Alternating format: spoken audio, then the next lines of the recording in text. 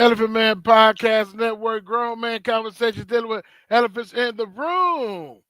It's your man, brother DB. Like, subscribe, hit the notification bell so you can know when new material coming out.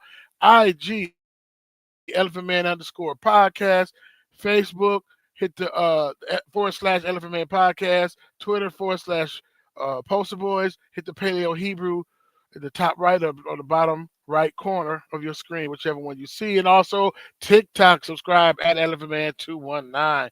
Blessings, blessings, shalom, blessings to everybody. You love Yah, shalom, blessings to you, blessings. We just blessing everybody. This is the day that Yah has made. We will rejoice and be glad in it. We thankful for blessings for those who are coming into the chat, and blessings for those who are listening to the play back. Blessings to everybody. Um, we just thank the Most High for everything that He's done and everything that He's doing. And if it weren't for the Most High Yah, where would we be?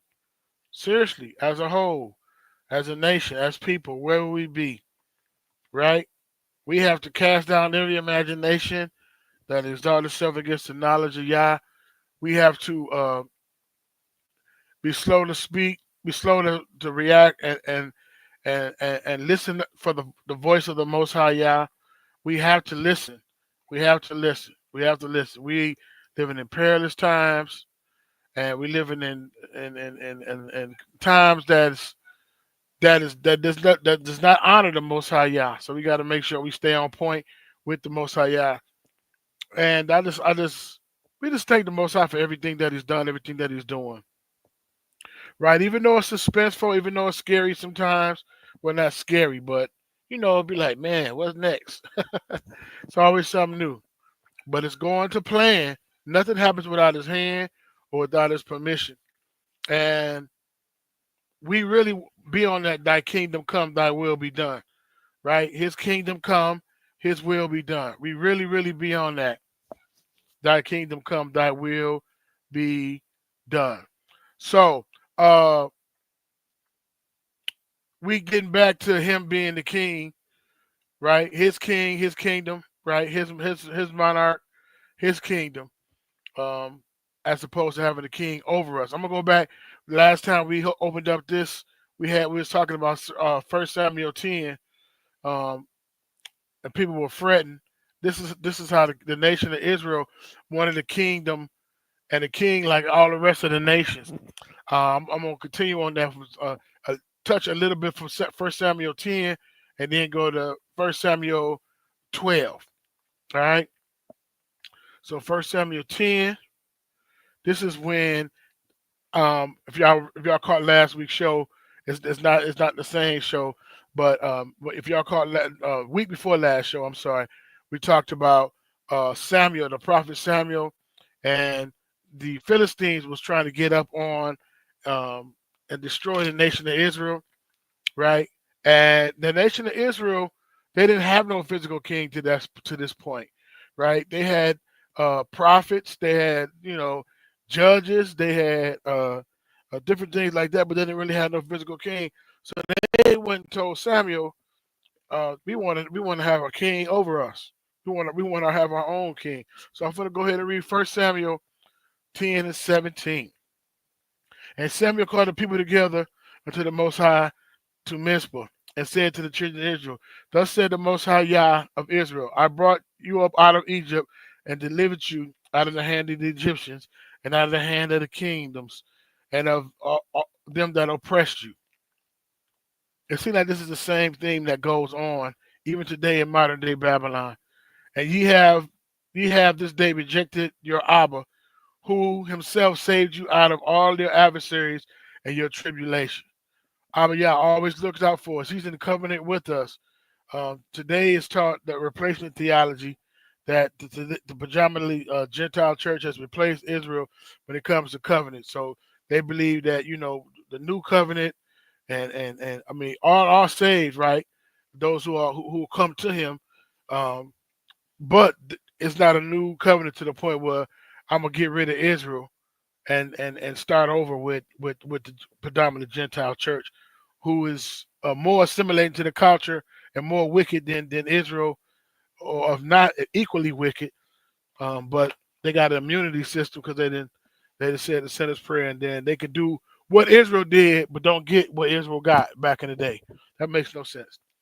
You have this day rejected your Yah, who himself saved you out of all your adversaries and your tribulations. And he have said unto him, Nay, but set a king over us. Now therefore present yourself before the Most High by your tribes and by thousands. And when Samuel had caused all the tribes to come near, the tribe of Benjamin was taken. But when he had caused the tribe of Benjamin to come near to the families, the family Merari was taken. Saul, the son of Kish, was taken. And when he had sought him, they could not be found. Therefore he inquired of the Most High Yah further, if a man should yet be come thither. And the Lord answered, Behold, he have hid himself among the stuff. All right. So basically, the Most High Yah was like, Samuel, they want a physical king. They have not rejected you. They have rejected me. And that's crazy because if you think about it, the Most High Yah is the same yesterday, today, and forevermore. He changed not. He's the same, right? He's perfect, right? He's been protected even in the wilderness, as I mentioned before, when they came out of Egypt on the way to Canaan, on the way to Promised Land. They was protected, right? They was provided for. Yahweh was their provider. He provided them with food, with the fresh quail and manna was bread. He provided them with everything that they needed, right? He protected them from the enemies, right? Their garments didn't go bad. They wasn't sick. And this is about the size of about 2 million some people, because it was women, children, the nations, and some of the strangers. Because some of the strangers went with Israel when they were out in Egypt and leaving Egypt. Some of the strangers went with Israel. Sorry. All right. So Samuel addressed Israel, right? So the Most High Yah said, "Let them get him a king. Let them choose a king." Right? And Samuel probably looked like a king, walked like a king. Probably had a king stature on the outward appearance. And this is the reason why the Most High Yah said, "Man looks on the outward appearance." 2 Samuel 16, 7 and 17, but Yah looks on the heart of the individual. There is no lesser of two evils. And I was basically talking about the changing of powers from blue to red and red back to blue and all of this different stuff. And people were fretting and falling out because they was going to get a different king. But remember, I told you, this all playing according to plan, right? Nothing happens without the Most High Yah's hand or his permission. But it's going to be a time to come back when he rules over his people, right? You don't have to assimilate to the cultures. They don't have to submit to the rulership of wicked men, right, and wicked women, right? That does not deal with honesty, integrity. They do one thing and say another, right? Um, so that's all Hasatan want to do. He wants the Lord over the Most High's creation. He wants to be the king over the Most High's creation. That's why he said in Isaiah 14, "I will be like the Most High Yah." Right? I will ascend my throne over the stars to be like the Most High Yah. Well, the Most High is the Most High because there's none higher, equal higher to him, or above him. Right? And nothing happens without his hand or permission. So it's all according to plan, and we see even right now they acting a fool and shooting missiles, and they said over 200. They said Hezbollah or whatever shot over 250 missiles into Israel and stuff like that. And folks so backwards, they like, oh man, we got to pray for the people of Yah. You're the people of Yah. It's so backwards. We more than likely you're Semitic. You're Israel, right? But you're praying for the stranger. And I'm not saying that I don't condone violence. I don't want violence to happen to no nation or whatever. But we've been duped, right? So we can't be full of the Holy Ghost and blind as a bat, right? How can you be full of the Holy Ghost and blind as a bat, right? But been there, done that, and the Most High Yah is working with us when we humble ourselves and we ask Him, right? There is a lot of voices, there is a lot of opinions out there, so we gotta say, Abba Yah, um, what lead me and guide me to your truth. Abba Yah, let me not lean to my own understanding. Let me not try to fit my agenda and my narrative into to scripture so it can fit and serve me. You know what I mean?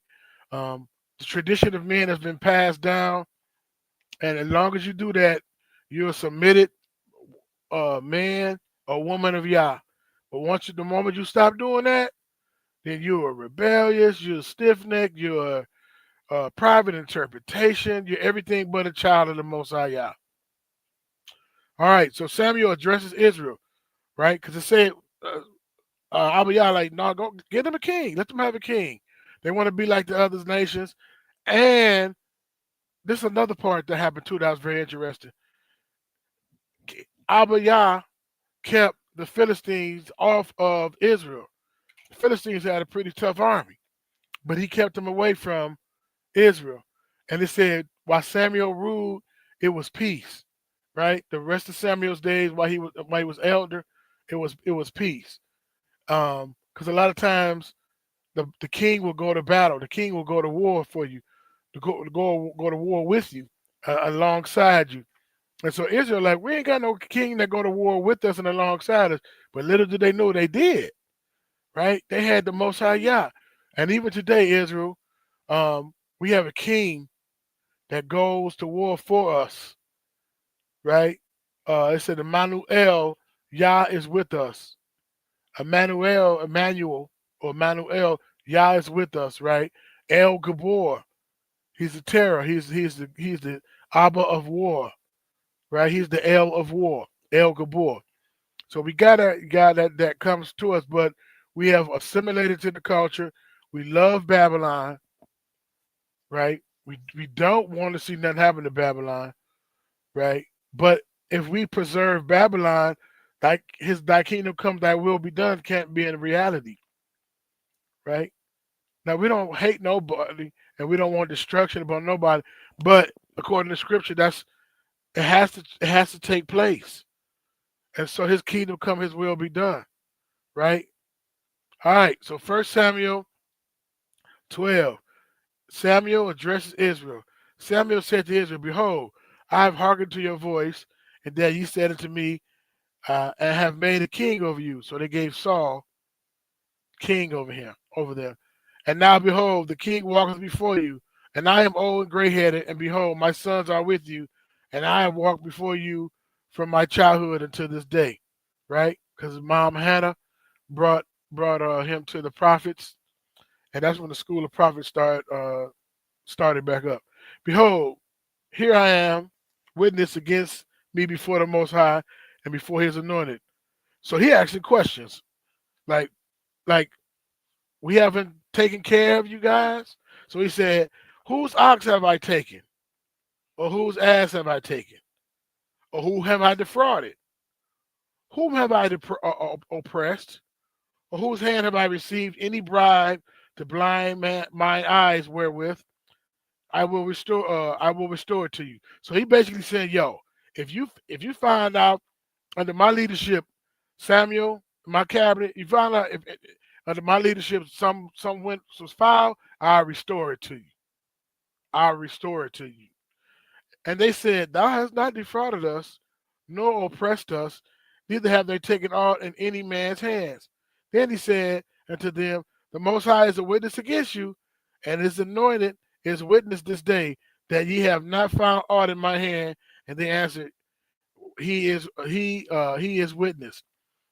As Samuel said unto the people, it is the Most High that advanced Moses and Aaron and brought your fathers up out of the land of Egypt. So it's like, look, even though you had different leaders, the Most High orchestrated it. Samuel to the judges, to everybody, the Most High was in charge.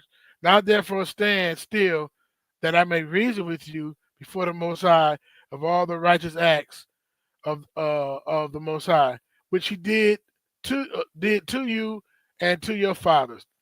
And when Jacob come out of Egypt, your fathers cried unto the Most High. Then the Most High sent Moses and Aaron, right? So they cried. And He said, which brought forth your fathers out of Egypt and made them dwell in this place. And when they forgot the Most High, He sold them into the hands of Sisera, captain of the host of Hazor, and to the hand of the Philistines, and to the hand of the king of Moab, and they fought against them. And then what happened? They cried out unto the Most High and said, we have sinned because we have forsaken the Most High and served Balaam and Ashtoreth. Now deliver us out of the hand of our enemies, and we will serve thee. And this is where we at right now, Israel. We have to do that. We have to repent. We have to say, we have sinned against thee. We have served strange gods in a strange land, right? So much so that we don't even know our culture, our heritage.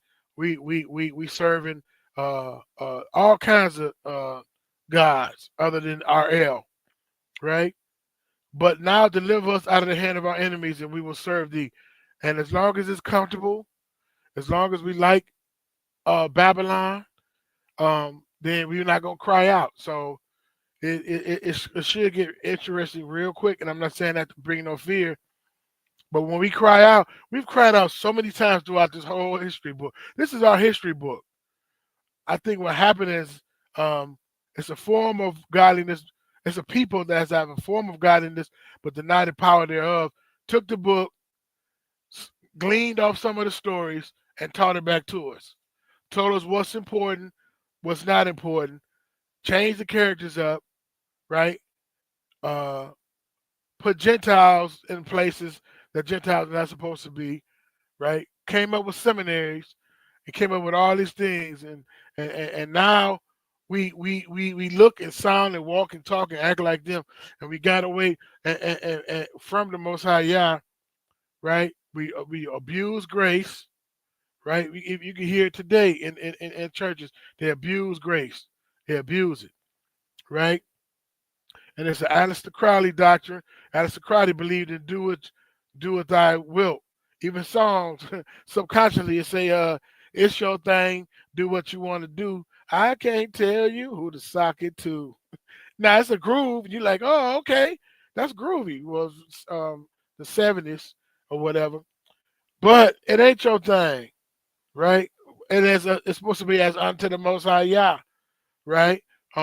And we getting back to it. It's easier said than done, right? So we would tell the Most High Yah to lead us and guide us into all truth. And then once He give us the revelation, it's time for application. Once He give us the revelation, it's time for application. Again, easier said than done. But if we are intentional and we are focused and we ask Him to help us, He will help us change our appetites. I had different appetites for different things, right? And I knew some of the things I had appetite for was against the will of the Most High Yah. And He know that I can't hide Him from Him because He can read every thought. He read every heart. He's in the past, present, and future at the same time. He's the same. That's why I said He's the same yesterday, today, and forevermore. And nothing throws Him off guard because He's in the past, present, and future at the same time. That's why the books of prophecies and stuff, He can say this gonna happen, and then this gonna happen, and then when this happened, I want y'all to do this, move here, this, that, and other, because He's in the past, present, and future at the same time, right? So the enemy try to confuse us with what's in the present by having us being condemned of our life in the past and having us being fearful of the future. When Isaiah 29:11 said it's an expected end. It's a shalom. It's a shalom. Perfect peace. Said He'll keep you in perfect peace whose mind is stayed on thee because he trusted in thee. It's a shalom, right? That's the end game of it. Peace. We're not worrying about enemies to our left of us, enemies to our right of us, right? Putting stuff in the water and putting stuff in a jab and putting chemtrails over your head, and it's like, y'all, you are of your father the devil, but I digress.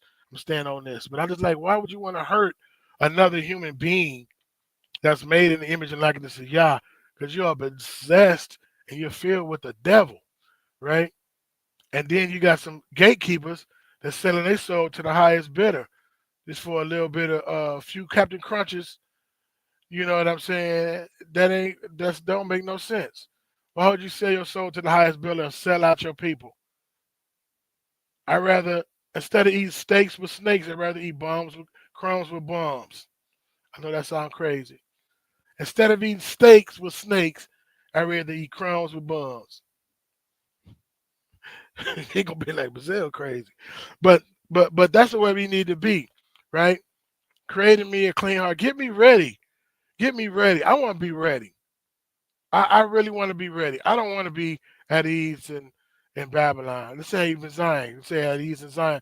I don't want to be at ease in Babylon. Get me ready, man. For real. I don't want to get caught off guard.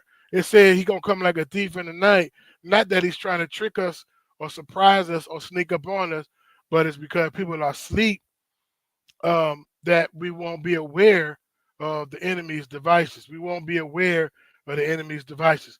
So he come like a thief in the night because it throw us off because we weren't prepared for him. We weren't expecting him, right? If you stay ready, you ain't got to get ready. So Abba, show us how to get ready. Show us how to keep the main thing the main thing. Show us let us not get once we get off focus. Show us how to center our focus back on you and your things, because only what we do for you will last anyway, right? Not information about this, that, the other. Now these things, I'm not saying we can't live our life, right? For those who celebrate, we celebrate birthdays or whatever. I celebrate birthdays too, but I know some people in Israel, every time the birthdays come around, they be like, some people be tripping off of that. But that's a marker in time to say, yo, this is when I was born on this planet. And he gave me another year. So I'm going to celebrate because he preserved me and kept me for a whole year.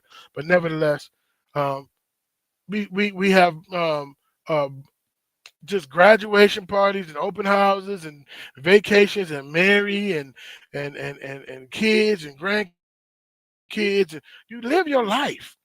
That's what it's for. He said, I come that you might have what? Life and that more abundantly. It's the enemy that comes to steal, kill, and destroy. But he said, I come that you may have life and that more abundantly. He's always about abundant life. And it's not in the great by and by either, like we've been told when we was on the plantation. Like, what's mine is mine, what's yours is mine. You'll get yours in heaven later on when in the great by and by.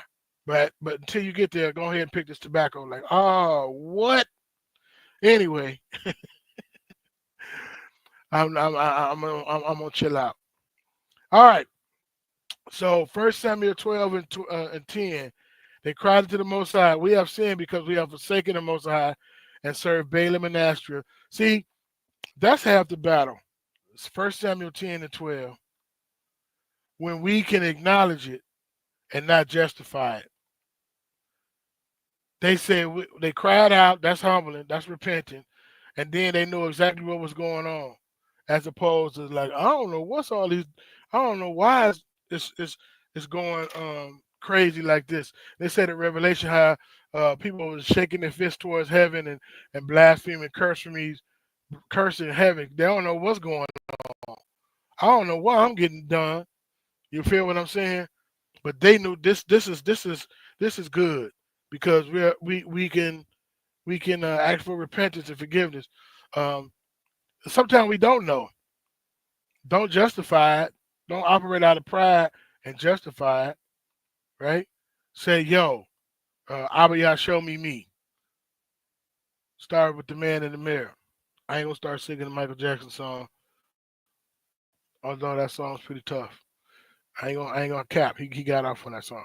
But I gotta, before I can worry about my brother or my sister doing, I gotta worry about me. And it goes back to when I was teaching third grade special needs. I'm not gonna say their names.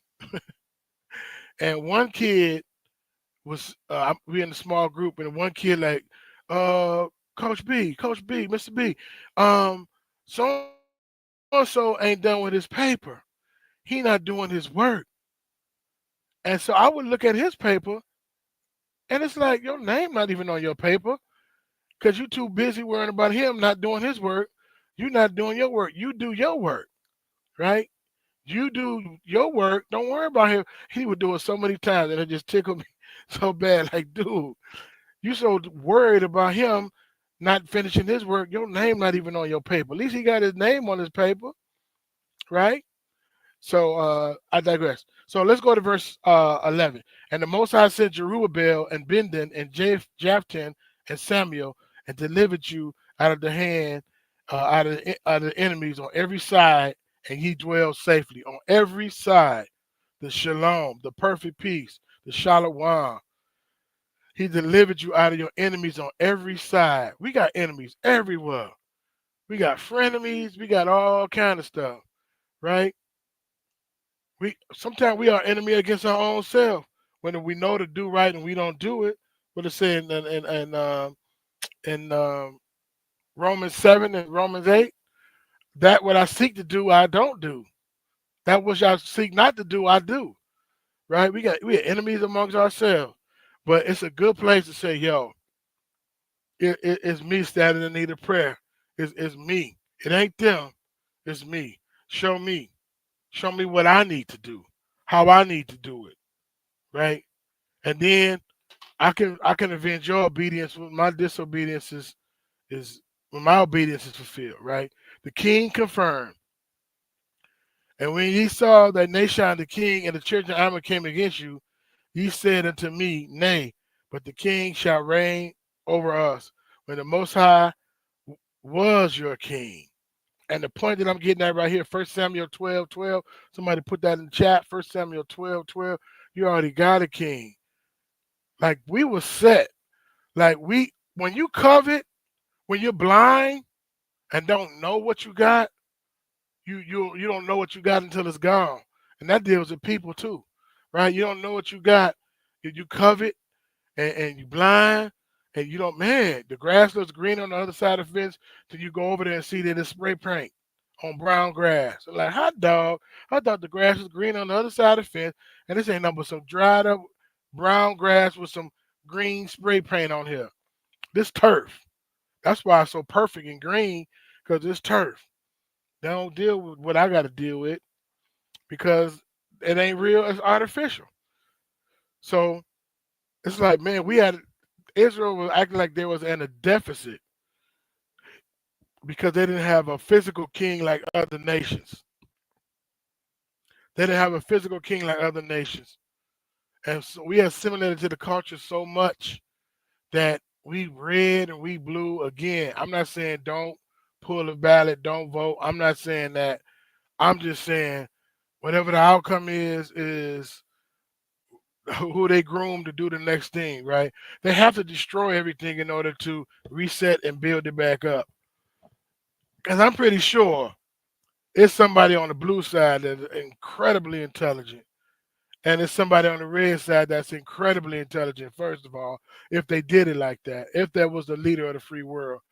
So the people that they put in front of us, I know somebody that can run circles around them, but they ain't popular. They ain't known. They ain't seen. They ain't in the limelight, right? They don't want it to get better. They wanted to topple it over so they can rebuild it from the ground up. This been trying to build the Tower of Babel since day one. They've been trying to build the Tower of Babel. They still want to build this Tower of Babel. Okay, they never stop to cease to build this Tower of Babel and have a system set up away from the Most High Yah. All right.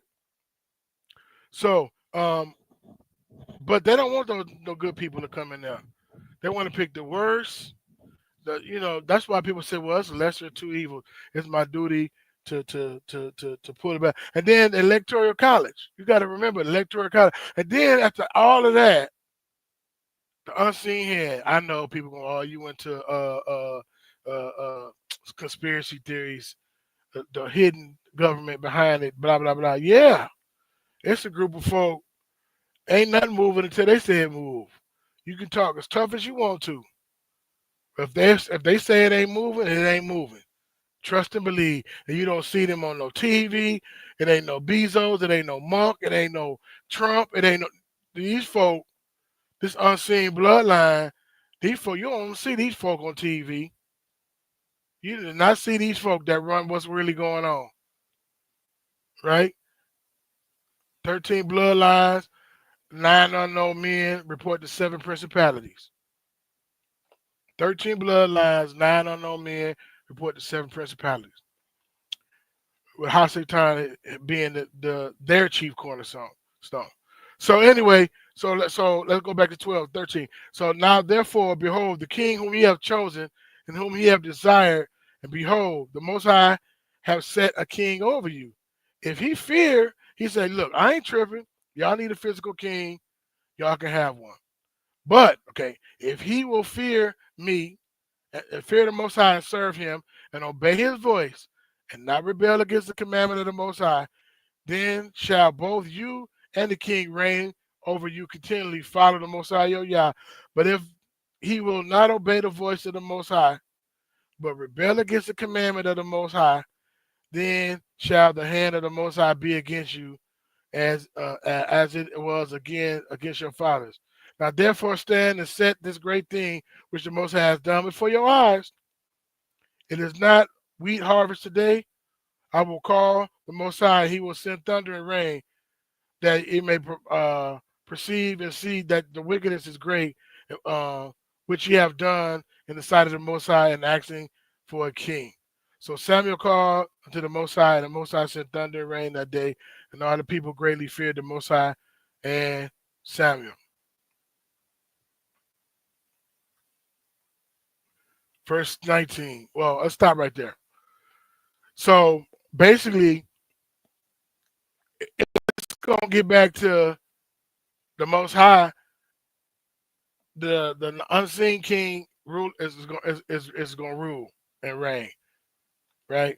We worrying about who's in there. We tripping. We are, oh no, the unseen king is going to rule. That's what we're going to rule, right? Just let it play out. You seen the statue in Daniel? Let me pull that statue up again. Statue in Daniel. The kingdoms have to go through, right? Babylon, Persia, Greece, ancient Rome, and then the revived Roman Empire of Rome, and it's part iron and part clay. They don't get along. They hate each other, but they still want to rule over creation, right? But this is the weird part. And then it said a hand. It was a rock cut out, not made by hands, that came and destroyed the kingdoms at the end of the age, and became a great and exceeding mountain and kingdom, and that's the kingdom of Yahushua HaMashiach. And so he said, if you suffer with me, you will reign with me, right? He said, thy kingdom come, thy will be done. It's a will that the Most High want. So we got to make sure we line up with the will of the Most High Yah. Thy kingdom come, his kingdom come, his will be done, right? We can be in Babylon, but not of Babylon, right? It said, be not conformed, but be transformed by the renewing of your mind, renewing of your mind, and not conformity to this kingdom that we are part of, right? In it, but not of it, right? That will separate you.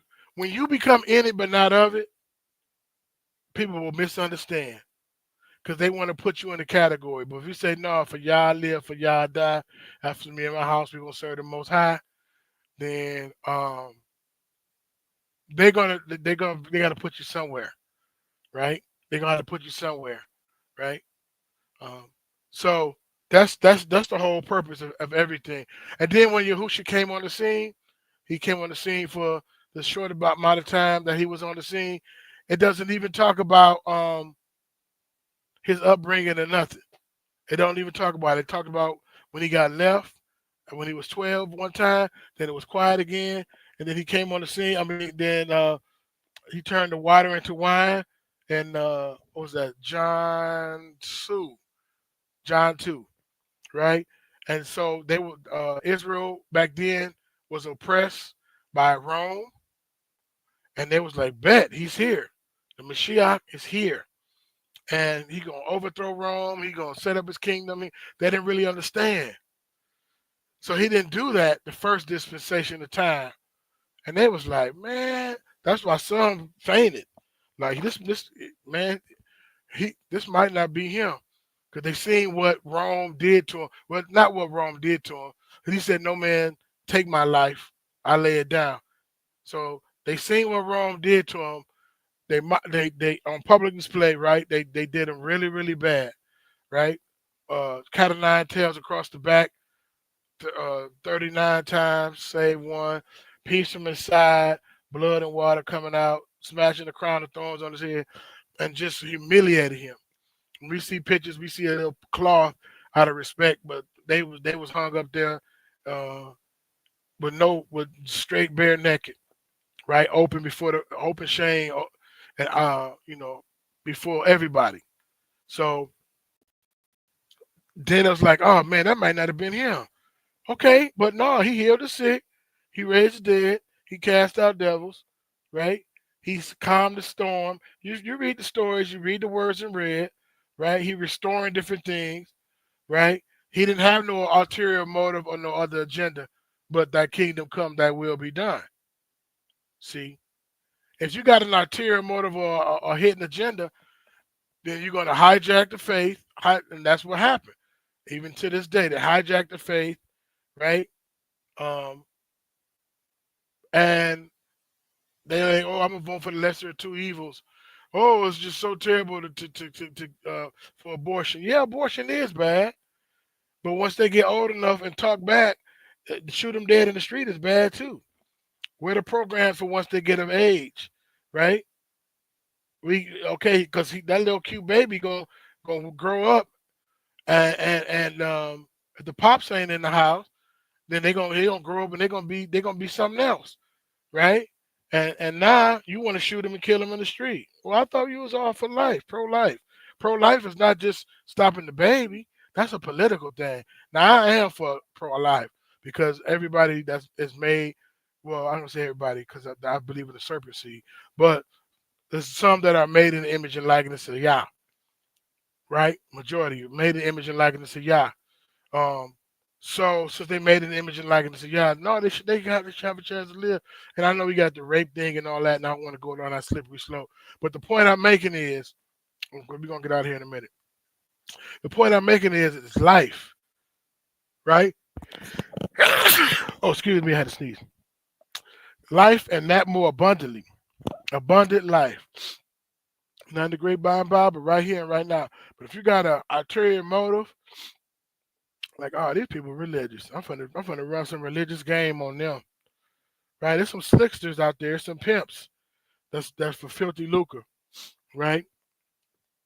And those who are genuinely wanting the Most High, when they seek Him, they're gonna find Him, right? If you seeking the Most High with all your mind, will, and emotion, He will. The Bible says He will withhold no good thing from you.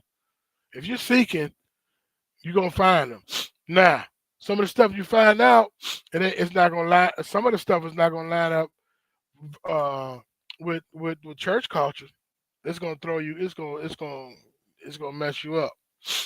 I remember I'm like, man, I'm seeking real hard, and I'm just like, oh wow, this has nothing to do with that. But we paraded it like it was the things of the Most High Yah, and it was just. But we embrace it because it's familiar and it's cultural. You know, if we don't do nothing else, we're gonna have some church. But anyway, I'm not against church. I'm just saying we love it. But anyway, people gonna start peeling off after that. But anyway, it's gonna come back. It's coming back to a time where we watch the invisible Yah, the Yah that we don't see, is the Yah that's in control.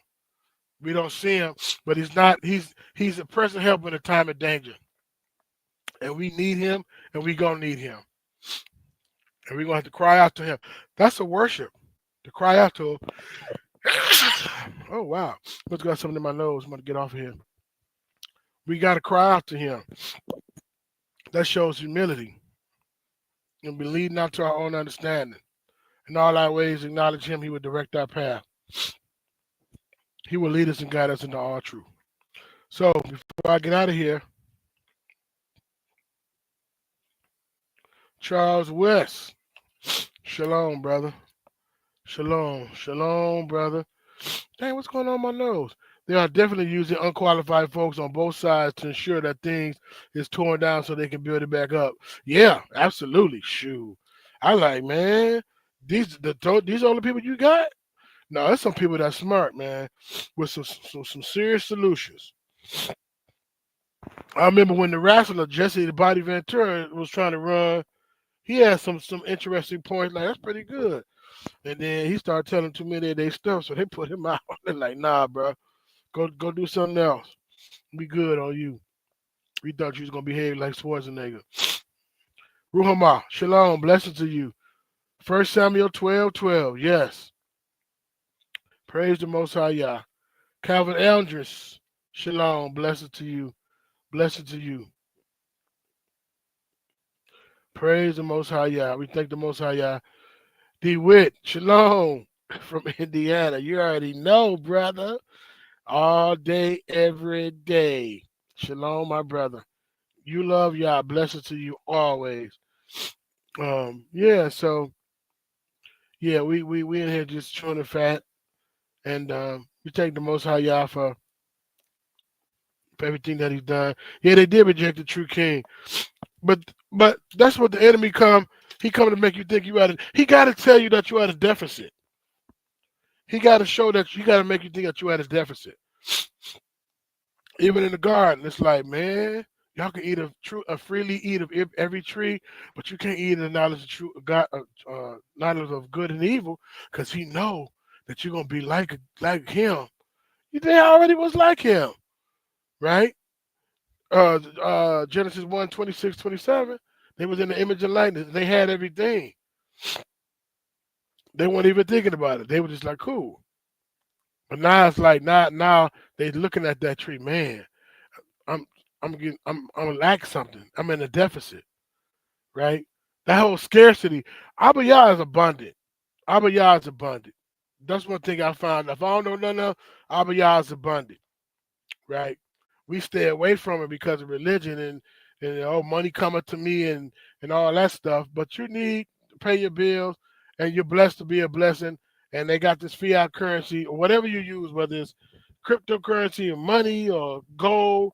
If you're blessed to be a blessing, if you're blessed, you can bless somebody else. You can take care of your needs and bless the next person. That's reciprocity.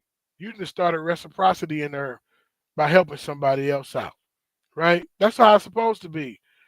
And sometimes we hit them rough patches that we can't help nobody. Been there, done that. But then when we got a little extra and we can help somebody, give and it shall be given to you. Press down, shaking together, and run it over. Shall men give into your bosom? Shall men give? He gonna allow other men to give, right? But if you go to survival of the fittest mode and only look out for numero uno, then because we're meant to be with for each other, help each other.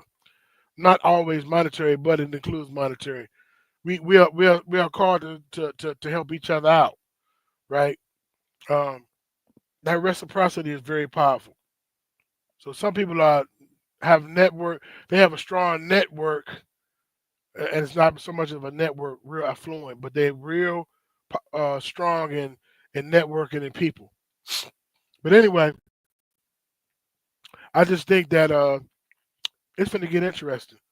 But the Most High Yah, that expected end is going to happen. But one thing I will say though, in closing, it's not going to always be like that. It's a transition of power. It be a transition of power. Yahushua Hamashiach, he's gonna let it roll, let it run its course. It's a straight up transition of power.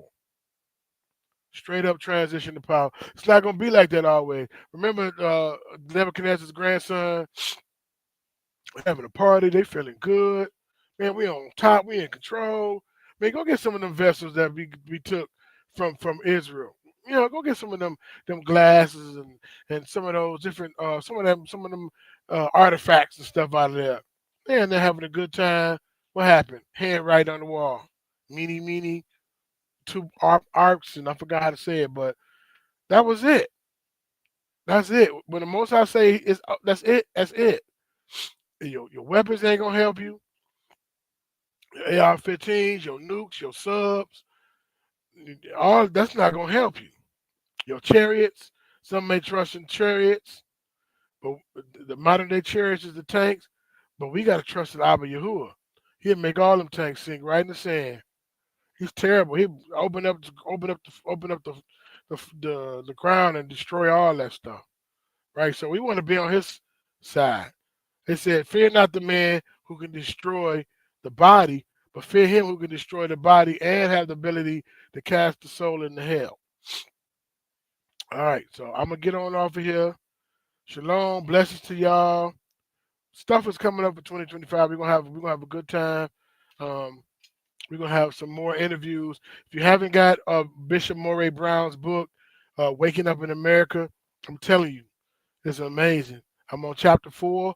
I'm gonna read all of it, and then I'm gonna do some expounding on it, and then hopefully I can bless him to come back on a third time and expound on some of the chapters. But it's very, very good. It explains a lot of different things. All right, Elephant Man Podcast Network, Grown Man Conversation, Dylan Evans in the room. I am out. Oh, I thought I was out.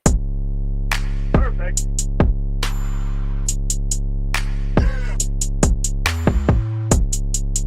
Perfect.